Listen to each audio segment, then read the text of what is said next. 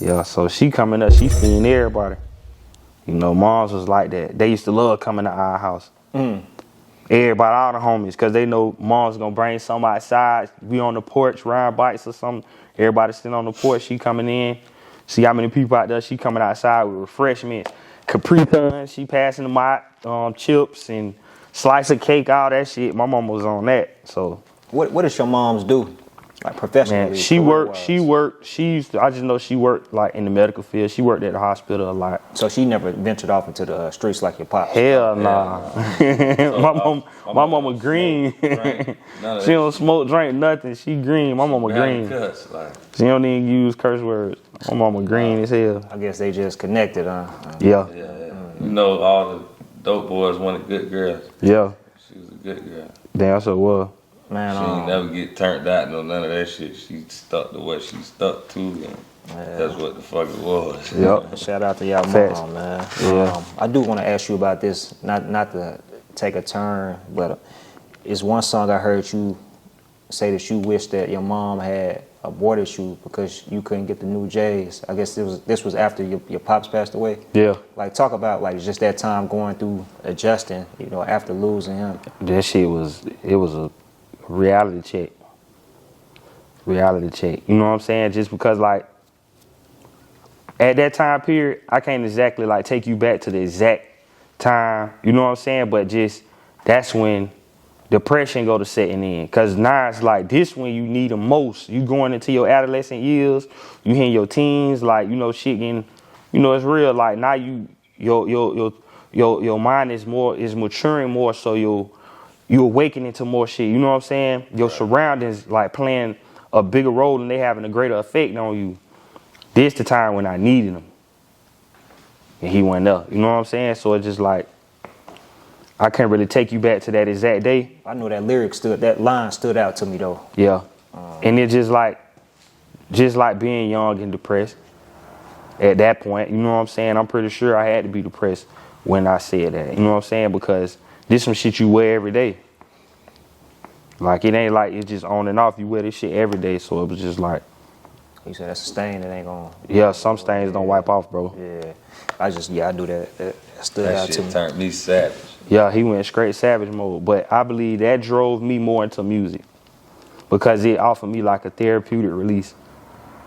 You know what I'm saying? It offered me more of a therapeutic release. And the booth turned into a diary. The booth turned into a motherfucking diary. So it just like, that's why you got stories like the shit that you heard.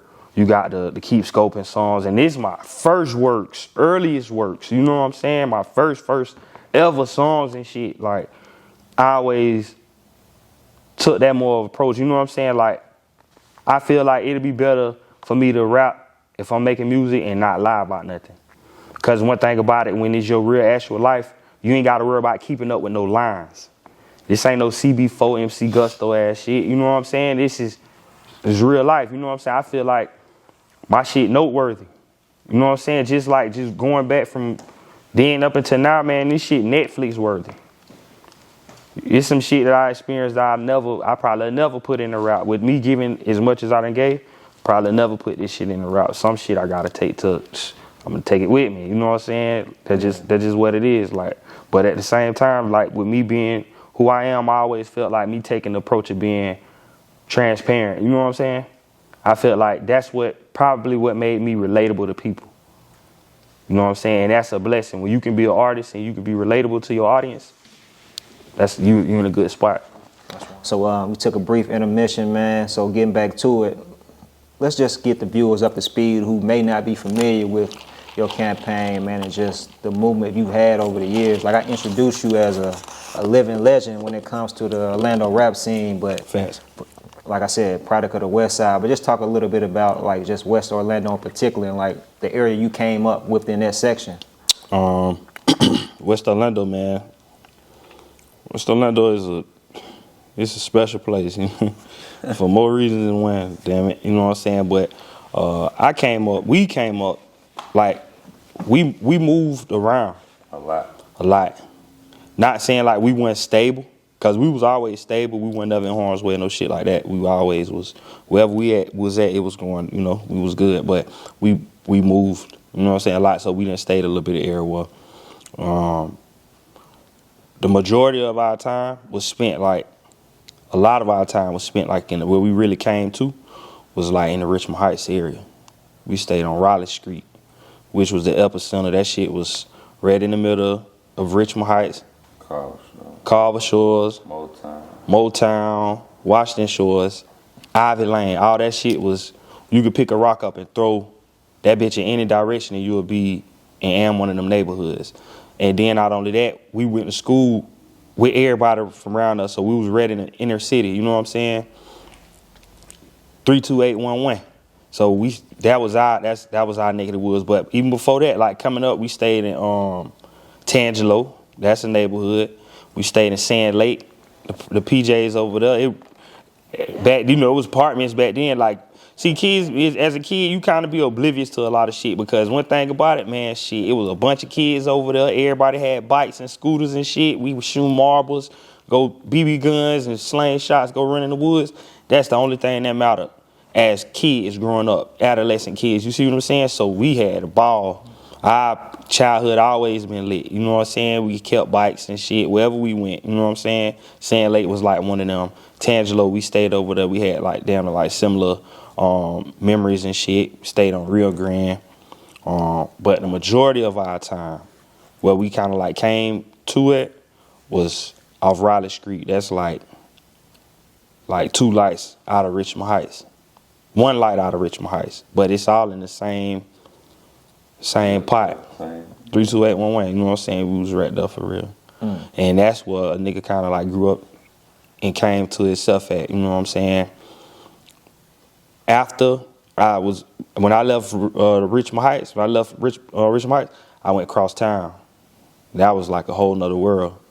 But it was accepting, not like just like off the dribble. Cause you could get rejected super duper easy over there. But in my case, like I went over there, I had already started making music a little bit. You know what I'm saying? That's when the Flood the Block shit was out. You know what I'm saying? So through the music, like niggas knew. You know what I'm saying? That's how I got over there with DGCU on some music shit. And that shit just turned into something else. And I ended up going over that bitch, getting stuck over there. I actually went to prison from over there. But at that time, like cross town was just way more live.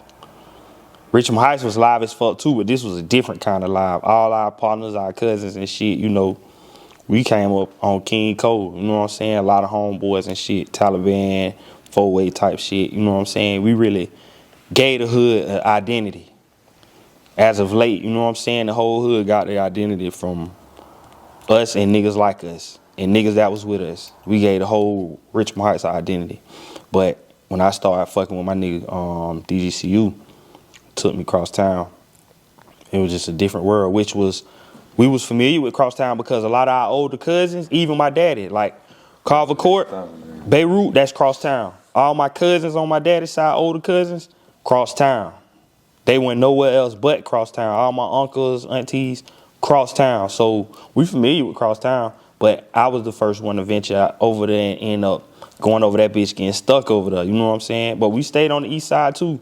In high school, fucking with Mojo ass, we was going to Jones High. That's like the most historical black school in Orlando. I think Jones like 105 years old type shit. So, you know, Jones is like, that's where you want to be. You know what I'm saying? So I ended up going to Jones and shit. His 9th grade year was my 11th grade year. And we ended up getting into some shit. It wasn't even me. It was him. You know what I'm saying? And it really wasn't him. It was through what one of his partners. They trying to bully one of his little partner and jump on his partner. So, you know, Joe, shit, he finna take the fade. Like, man, y'all got me fucked up. You know, I remember this shit playing out they in the lunchroom. I'm outside the lunchroom. Girl run over there and come. A girl stayed around the corner, Kendra. She said, your brother ain't left in the fight. Ooh. I look up. It's the whole cross town. But cross town split in different crews and cliques. It's the whole cross town, you know what I'm saying? The snakes and shit. Yeah, snakes was notorious at that time. And look, ironically, like after that incident, you know what I'm saying? Like I ended up getting cool, getting in cool and good with everybody. Mind you, not all of us went to school and shit together, but I ended up getting real cool with all them niggas, man. Fuck with them niggas and shit. But they called us into the office and shit, called my mama and shit, letting her know, like, listen, ma'am, they not in trouble, but we just don't want them to be here. Y'all, so we had to leave Jones that year. We had to go to the east side. We went to Colonia for like the second half of the semester, the second semester. Culture shock. It was different. A whole lot of Puerto Ricans and shit. Whole lot of Puerto Ricans. They were cool though. It was a few black people and shit. The east side, they were slower than we were. Way slower. The west side boys. The west side boys over there. Like, oh shit, they from the west side. We pulling up. We got whips. You know what I'm saying? We pulling up. We had jury and shit. Cause this is where we come from. Even in high school, we had it. You know what I'm saying? Like back then. So the next tail chirp phone. We chirping. Ain't have no phone. Yeah, we giving it up. You know what I'm saying? Like we on that type of time. So we ended up getting cool with a lot of niggas from the east side. We had some cousins and shit. Preston and Tatum, CJ and them that stayed over there on the east side and shit. And they introduced us to the whole east side for a little bit. But after that 11th grade year, man, we went. My 11th grade year, my 12th grade, man, I'm going back to I can't deal with this shit. I gotta go back to what I know. So we ended up going back over there. But Cross Town was really like, shit was real. We really laid bones and shit in Richmond Heights. And Cross Town, nigga went over there and just kind of like, shit, I was participating in everything that was going on over there at that time.